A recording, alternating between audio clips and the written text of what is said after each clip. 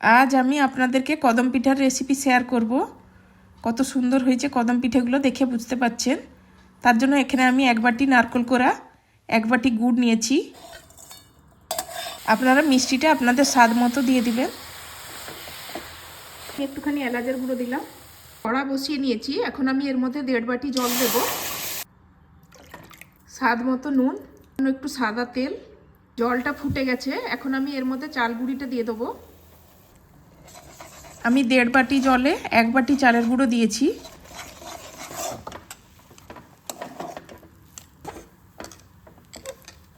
এটা হয়ে গেছে, এখন আমি গ্যাস বন্ধ করে দিয়ে ঢাকা দিয়ে দেবো। এখন এটাকে আমি খুব ভালো করে মেখে নেব। এটা খুব ভালো করে মেখে নিয়েছি আমি। এখন ছোট ছোট বলের মতো তৈরি করে নেব। বাসমতি রাইস নিয়েছি, এটাকে আমি 4-5 ঘন্টা আগের থেকে ভিজিয়ে রেখেছিলাম। এখন এটাকে আমি ছেঁকে নেব। চালটার মধ্যে সামান্য একটু আমি নুন মেখে নেব। এখন আমি পিঠেগুলোকে বানিয়ে নেব। আমি যেভাবে বানাচ্ছি আপনারাও ঠিক এভাবেই বানিয়ে নেবেন। এটা একটু বাটির মতো করে নেব, দিয়ে ওর মধ্যে পুর দিয়ে দেবো।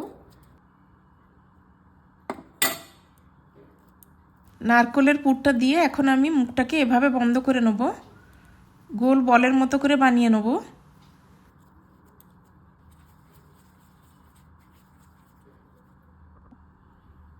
এগুলো আমি তৈরি করে নিয়েছি। এখন আমি এটাকে চালের মধ্যে কোট করে নেব।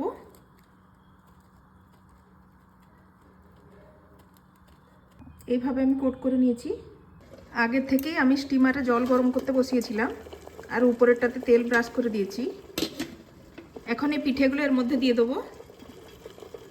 একটু ফাঁকা ফাঁকা করে দিয়েছি। এখন এটাকে আমি ঢেকে দেবো। 10 মিনিট পর আমি একটু খুলে নিলাম এটা। আগের থেকে আমি কেশর একটু জল দিয়ে ভিজিয়ে রেখেছিলাম, ওটা দিয়ে দিচ্ছি।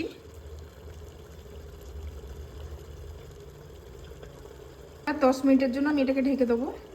এগুলো এখন হয়ে গেছে, এখন আমি গ্যাস বন্ধ করে দেবো। এখন আমি পিঠেগুলোকে বের করে নেব। পিঠেগুলো দেখুন কতটা সুন্দর হয়েছে, পুরো নরম হয়েছে, তুলতুল করছে। পিঠেগুলো খেতে সত্যিই খুব ভালো হয়েছিল। আপনারা একবার এভাবে বানিয়ে দেখবেন, খেতে খুব ভালো লাগবে। যদি আপনাদের ভালো লেগে থাকে তাহলে প্লিজ লাইক, শেয়ার আর কমেন্ট করে দিবেন।